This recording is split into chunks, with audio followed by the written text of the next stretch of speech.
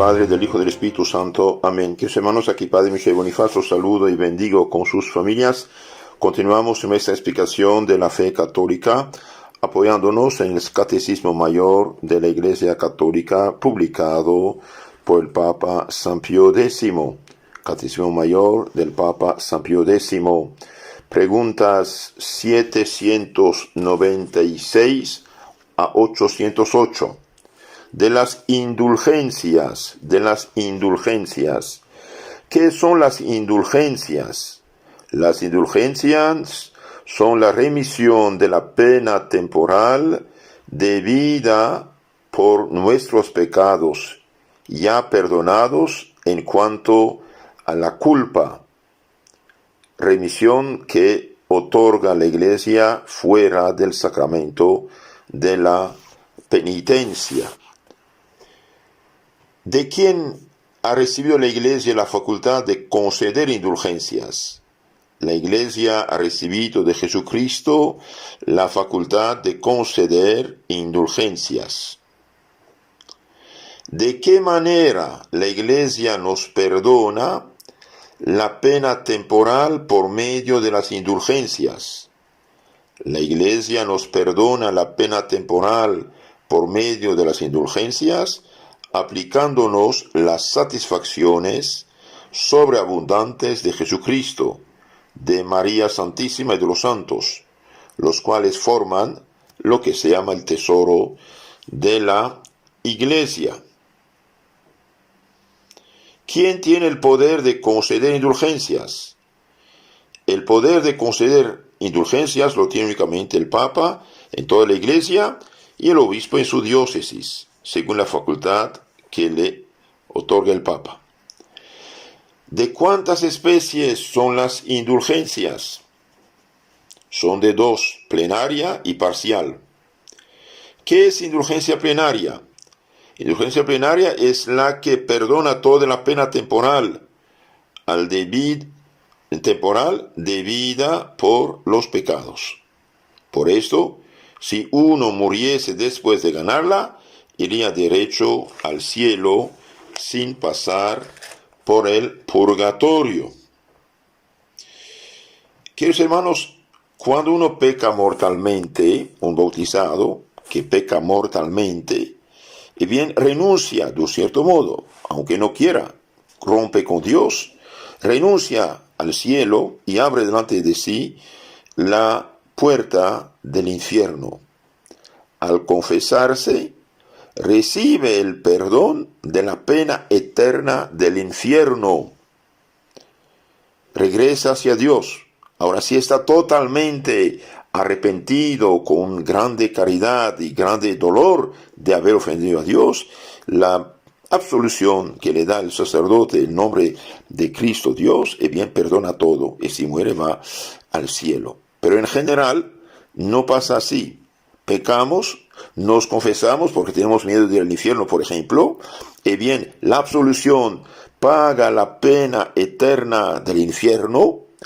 Cambiamos de rumbo hacia Dios, pero todavía algo tenemos que satisfacer. Satisfacer es pagar una deuda, es compensar la injuria hecha a Dios por el pecado. Ustedes saben que el pecado es una injuria a Dios, una desobediencia voluntaria a Dios. Es ofender a Dios. ¿Y quién es Dios? El creador del cielo y de la tierra. ¿Y qué somos nosotros? Unos pobres gusanillos. Nosotros no podíamos ofender a Dios. No tenemos derecho de ofender a Dios. Y cuando pecamos, no podemos ofrecer a Dios una satisfacción suficiente. Dios perdona, pero exige reparación. Entonces, cuando uno peca gravemente, si Cristo perdona, vamos a decir una palabra como ejemplo, Cristo perdona el 99.9% de la deuda, pero queda algo. Alguien te roba tu carro, te ponen muchos problemas, después se arrepiente, discúlpeme, soy yo, te ofendí, te causé problemas, perdóname. Sí, te perdono, hijo, ahora devuélveme mi carro también. Entonces tenemos que hacer penitencia de los pecados ya perdonados en la confesión. Jesucristo satisfizo por nosotros, pagó cuanto era preciso y mucho más todavía, padeciendo y muriendo por nosotros en la cruz. En virtud de esa pasión de Jesucristo, que se nos aplica por medio de los sacramentos, el sacramento de la penitencia nos perdona los pecados y la pena eterna del infierno merecida por ellos. Pero suele quedar parte de la pena temporal que se ha de pagar en esta vida o en el purgatorio. Así lo exige la justicia de Dios y la misericordia de Dios. La justicia porque hemos pecado siendo cristianos, después de haber recibido el bautismo en el que se nos había perdonado la pena completa. Por ejemplo, una persona que de 80 años se bautiza, y bien el bautismo borra absolutamente todo. Es indulgencia plenaria como el buen ladrón el Viernes Santo, todo queda perdonado. Pero si después del bautismo peca, si recibe el perdón al confesarse, pero queda algo que pagar. ¿Por qué? Porque un cristiano no tiene derecho al pecado después de su bautismo. Entonces, así lo exige, dijimos, la justicia y la misericordia de Dios.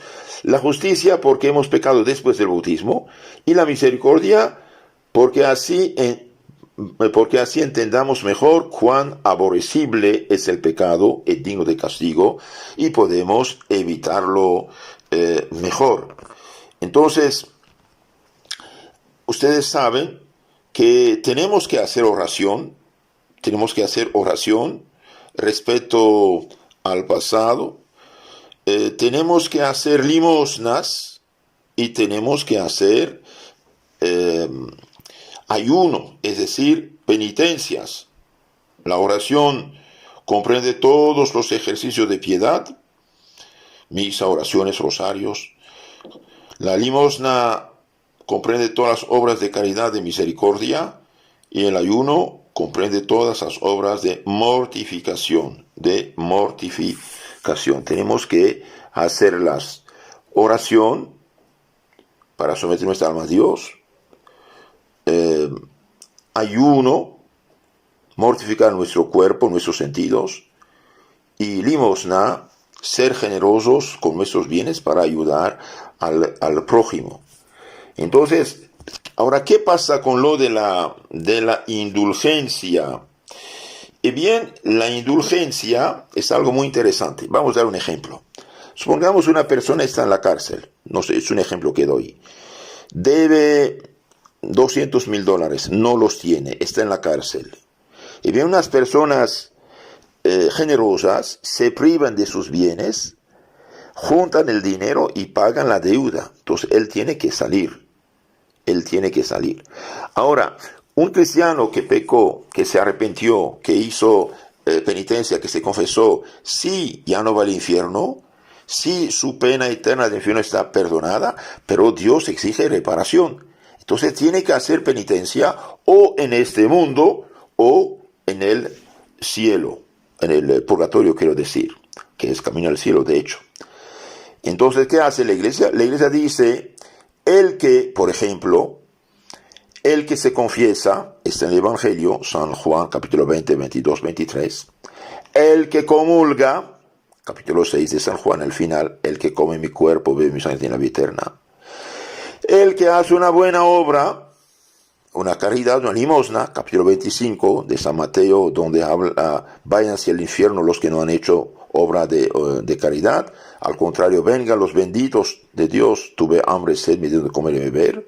Entonces el que se confiesa, comulga, hace una obra de caridad, no tiene apego al pecado venial, sed perfectos como su Padre Celestial es perfecto, sed santos porque soy santo el Señor. Y bien, estas personas, con estas intenciones y haciendo estas obras, pueden ganar una indulgencia, es decir, una amnistía, un perdón de su pena temporal que deben a la justicia divina.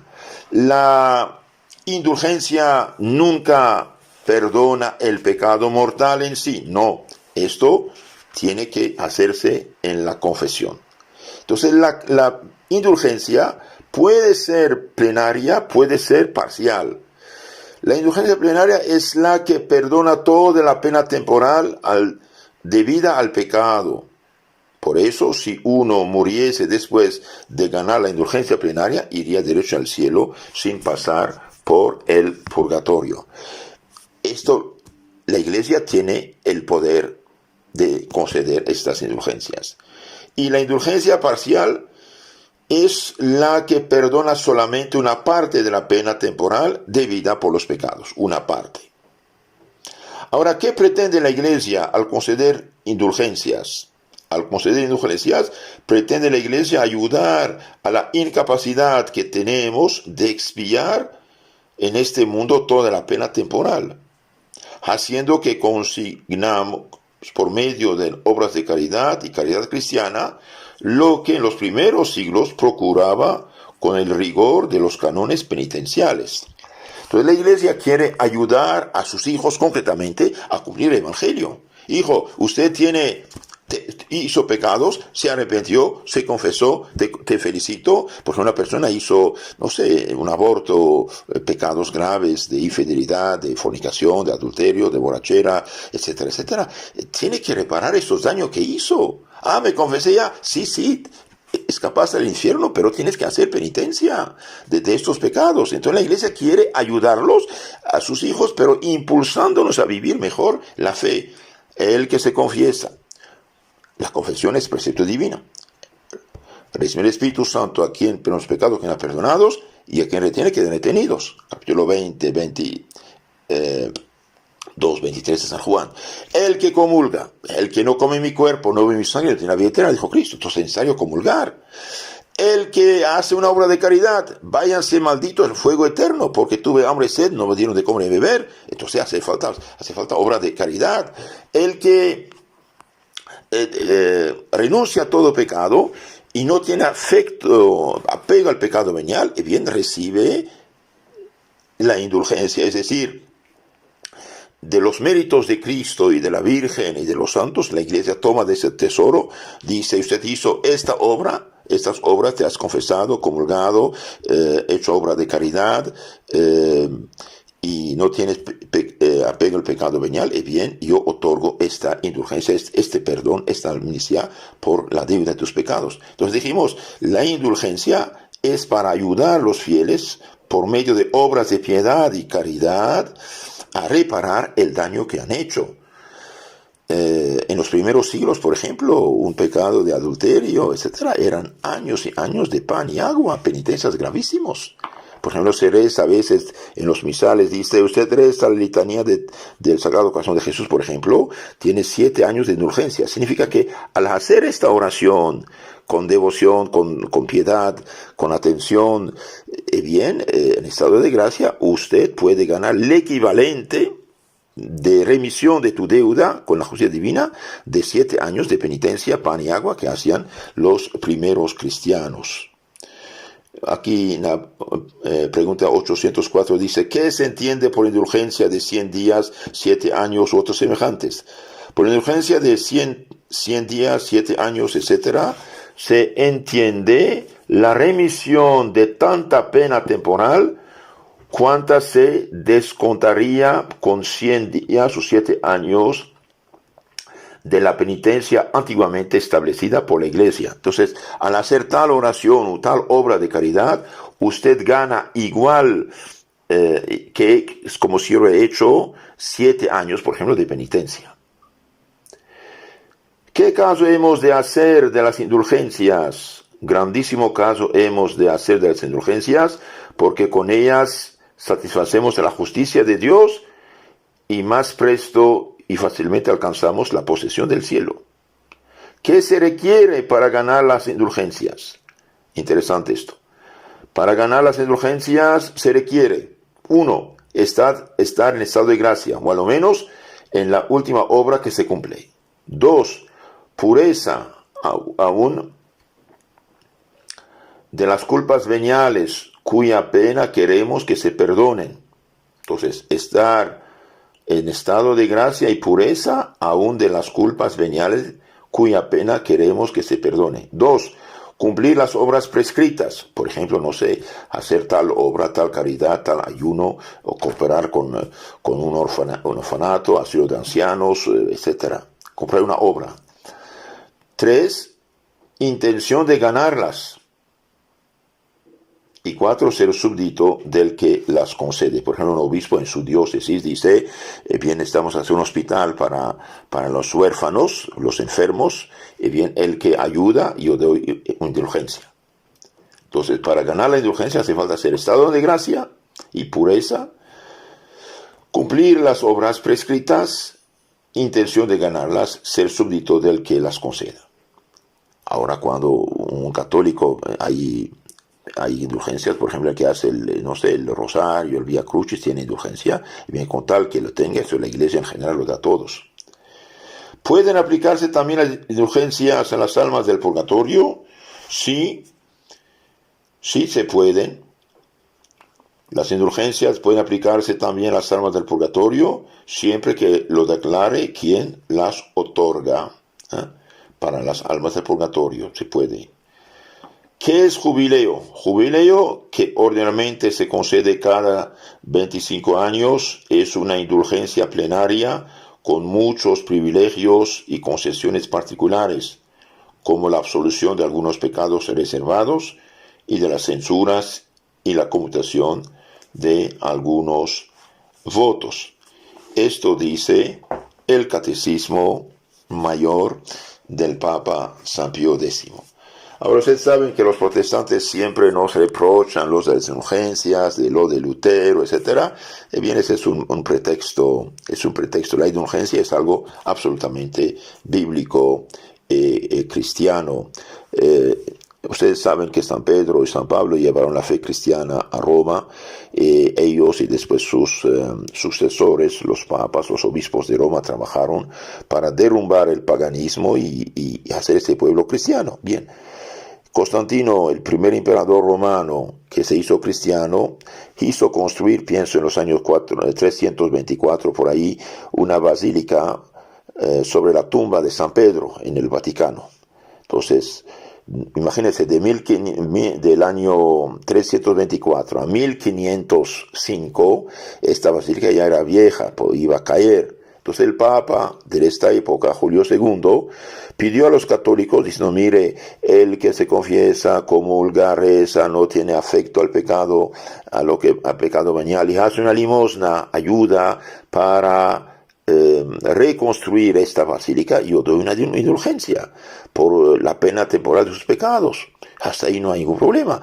Que haya habido uno que otro predicador que exagere, etc. Ok, esto es algo humano, pero en sí la indulgencia es algo muy bueno y muy positivo y necesario, de hecho, y necesario. Porque si Cristo dijo, por una palabra ociosa darán cuentas.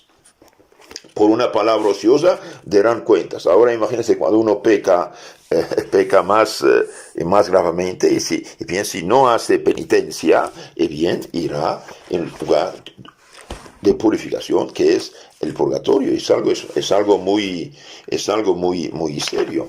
Veamos, ahora tengo en mi mano un libro de teología dogmática de Ludwig Ott, que habla de las precisamente indulgencias. En la página 647, por indulgencia se entiende la remisión extrasacramental válida ante Dios de las penas temporales restantes debidas por los pecados ya perdonados en cuanto a la culpa, y que la autoridad eclesiástica, disponiendo del tesoro satisfactorio de la Iglesia, concede para los vivos a modo de absolución y para los difuntos a modo de sufragio. Entonces, la Iglesia, que recibió de Cristo el poder de perdonar los pecados, el poder de bautizar, ¿qué hace en lo concreto cuando bautiza a una persona? Y bien, da una indulgencia, un perdón de todo. Los protestantes que hoy son tan anti-indulgencia, ni saben de qué se trata, de hecho ellos diluyen el Evangelio. La sangre de Cristo me cubre, creí en Cristo, ya estoy salvo. Sí, hijito, espere. ¿Cómo te cubre? ¿Cómo te cubre? Mediante el bautismo, sí. Mediante la penitencia, la confesión, sí. Mediante la Santa Misa, sí. Entonces, cuidado. La Iglesia te da esta indulgencia de Cristo, este perdón de Cristo. Entonces, la indulgencia no perdona el pecado mortal en sí, no. Perdona la pena del pecado. La pena del pecado temporal. Dios exige reparación de los pecados hechos. Entonces, dijimos que la indulgencia no es una remisión de los pecados, antes bien presupone como condición necesaria la remisión de los pecados por la confesión sacramental. El Papa León X, en su decreto sobre las indulgencias de 1518 frente a Lutero, funda el poder de la Iglesia para conceder indulgencias en el poder de las llaves. Mas por este poder de las llaves no hay que entender en sentido estricto el perdón de los pecados, sino en sentido amplio el poder eclesiástico de jurisdicción, porque no todo poseedor del poder de perdón de los pecados posee también el poder de dar las indulgencias. Entonces la indulgencia perdona la pena debida por el pecado ya confesado.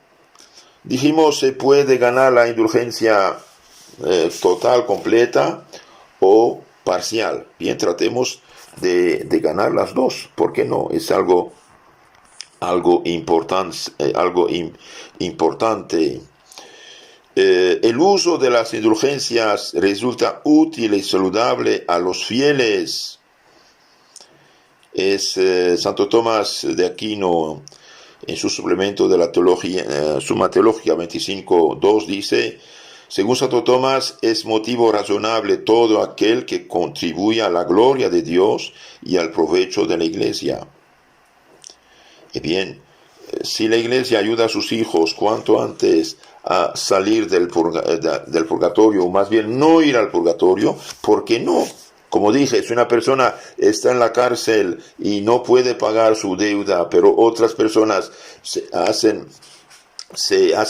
sacrifican para libertarla, ¿por qué no? ¿Por qué no?